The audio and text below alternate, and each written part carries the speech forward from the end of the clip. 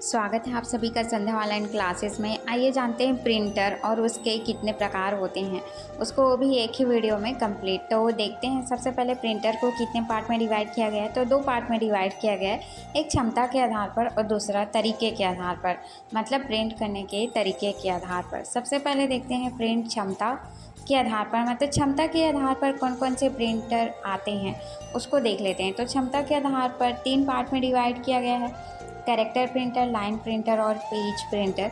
जिसमें character printer के अंतर्गत आने वाला प्रिंटर है Daisy wheel, dot matrix, thermal और इंकजेट। उसके बाद आते हैं लाइन प्रिंटर पे। तो लाइन प्रिंटर के अंतर्गत आने वाला जो प्रिंटर है वो है बैंड, चैन और ड्रम।